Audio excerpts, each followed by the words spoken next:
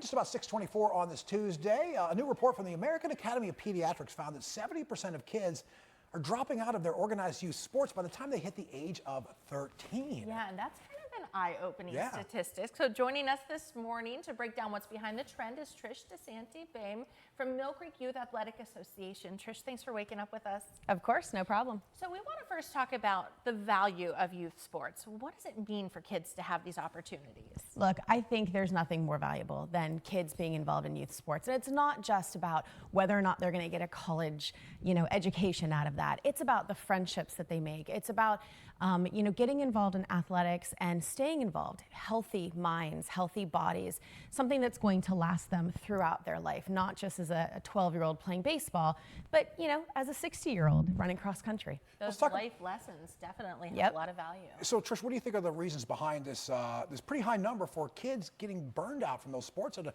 very early age? Yeah, and I'll tell you what, we've seen this for years. 13 is definitely that age that we see the most dropout rate, and there's a lot of reasons for that. A lot of it is burnout, a lot of it is specialization, and sometimes, it's just not fun anymore. They lose their passion for it because maybe from the age of 9 to 12, there's just too much activity. And so they really do need a variety in what they're doing, and they need the opportunity to, love what they're doing. I love that you bring up the variety. So let's talk about what parents can do to encourage their kids to engage in these valuable life lessons and activities. Yeah, there's a lot of programs out there. I think recreational programs are so important in our community because they allow kids, even kids that are specializing at a very high level in youth sports in one program, to take some time off from that program every year and do something different. Maybe play basketball with their friends, even though they haven't played since they were a kid.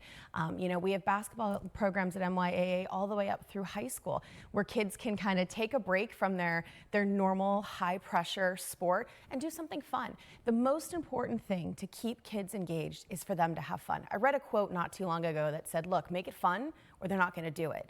And that doesn't mean playing everybody. It doesn't mean giving everybody a trophy. It means creating an environment where kids want to show up every week. Trish, mom and dad might not know when that sport has crossed from fun into no longer fun for the kids. So it's a little bit of responsibility on the part of mom and dad to kind of, have open conversations with their young ones. Yep, that's exactly what I would say. Talk to your kids. My daughter for many years did a whole bunch of things. She played soccer, she played softball, she danced, and she finally came to us and said, look, I like all that stuff, but I just want to dance. And you got to listen to your kids. You got to hear what they're saying, and you got to listen to them, and you got to help them find their passion so they stay involved. Yeah, every once in a while they need some downtime. They do. They absolutely do. Sports is important, but so is school, and so are their friends. And so you got to find opportunities for them to love what they do, to spend time on the sport that they're passionate about, but to take advantage of all the things that are going to make them well-rounded individuals as they get older. Thanks for coming in this morning. Absolutely. Great advice from Trish.